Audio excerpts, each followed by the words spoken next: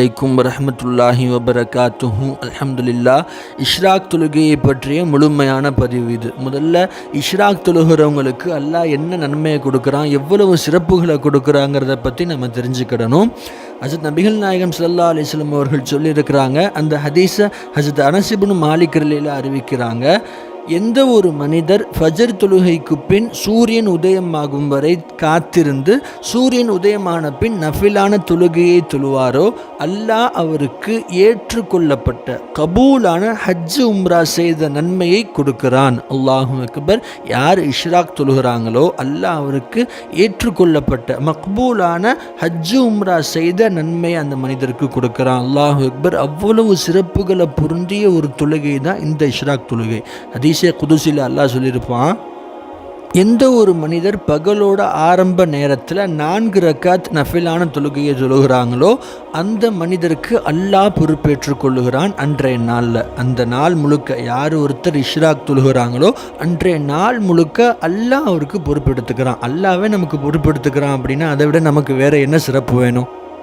மற்றும் ஒரு அறிவிப்பில் வருது, யார் ஒருத்தர் தினசரி தொடர்ச்சியாக பேணுதலாக இஷ்ராக் தொழுகையை தொழுதுகிட்டு வர்றாரோ அல்லாஹ் அவருடைய பாவங்கள் கடல் நுரையளவுக்கு இருந்தாலும் அந்த பாவங்களை எல்லாம் மன்னிச்சிடுறான். இந்த அளவுக்கு எல்லா விதத்துலையும் எல்லா விதமான நன்மைகளையும் பொருந்திய ஒரு ஹோல்சமான தொழுகை தான் இந்த இஷ்ராக்குடைய தொழுகை.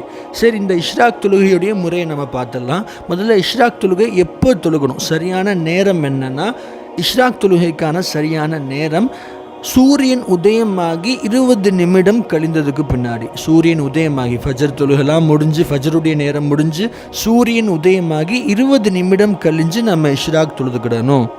எப்போ வர தொழுகலாம் அப்படின்னா, பகலோட 4ல் ஒரு பகுதி முடிகிற வரை, சுருக்கமாக ஷார்ட்டாக ஒரு 9 மணி வரை தொழுதுக்கிடலாம். அதாவது ஒரு 6:30 மணிக்கு இஷ்ராக்குடைய நேரம் ஆரம்பமாகுது அப்படின்னா 9 மணி வரை நம்ம இஷ்ராக் தொழுதுக்கலாம். அதுக்கு மேலே இஷ்ராக் தொழுகிறத நம்ம தவிர்த்துக்கணும். இதில் நாம் ரொம்ப ஞாபகத்தில் வைக்க வேண்டிய, பேணுதலாக இருக்க வேண்டிய விஷயம் என்னென்னா, ஃபஜர் தொழுதுட்டு உலக காரியங்கள் பக்கம் போயிட்டு நம்ம இஷ்ராக் தொழுக வர்றதை விட, அப்படி இஷ்ராக் தொழுதான் தொழுக தாராளமாக கூடும்.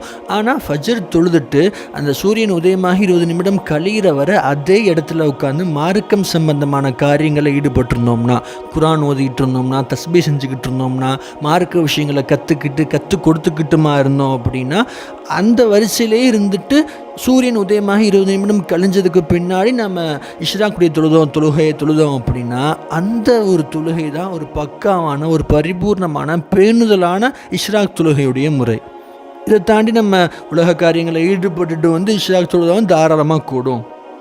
இஷ்ராக் மொத்தம் எத்தனை ரக்காத்? 2 ரக்காத் தொழுதுக்கிட்டால் போதும். ஆனால் 4 ரக்காத் வரை தொழுகிறது அந்த ஹதீஸே குதூஸ்லேருந்து நம்ம 4 ரக்காத் வரை தொழுதுக்கணும்னு தெரியுது. அதனால் கண்டிப்பாக குறைஞ்சபட்சமாக நம்ம 4 ரக்காத்துகள் தொழுதே ஆகணும் இஷ்ராக் தொழுகைக்கு. ஒவ்வொரு 2 ரக்காத்துக்கும் நம்ம நியத்து வைக்கணும். 2 ரக்காத்துக்கு நம்ம எப்படி நியத்து வைக்கணும்? இந்த இஷ்ராக் தொழுகை ஒரு நஃபிலான தொழுகைங்கிறதுனால இஷ்ராக் தொழுகையுடைய நஃபிலான 2 ரக்காத்தை கிபிலாவை முன்னோக்கி அல்லாஹ்வுக்காக தொழுகிறேன்னு நம்ம நியத்து வச்சு 2 தொழுகையாக 2 ரக்காத்தா 4 ரக்காத்துகள் முழுமையாக தொழுது முடிச்சிடணும். அல்ஹம்துலில்லாஹ். ஆக வரக்கூடிய நாட்களில் இஷ்ராக் தொழும் நல்லடியார்களின் பட்டியலில் நம்மையும் அல்லாஹ் சேர்ப்பானாக. அஸ்ஸலாமு அலைக்கும் வரஹ்மத்துல்லாஹி வபரகாத்துஹு. சார்ந்த முஸ்லிம்கள் சம்பந்தப்பட்ட விஷயங்களை தினமும் தெரிந்து கொள்வதற்கு நம்ம சேனலை மறந்துடாமல் சப்ஸ்கிரைப் செஞ்சு வச்சுக்கோங்க. மற்ற முஸ்லிம்களுக்கும் நம்ம சேனலை ஷேர் பண்ணுங்கள். வல்ல அல்லாஹ் நம்ம அனைவரையும் கபூல் செய்வானாக. ஆமீன்.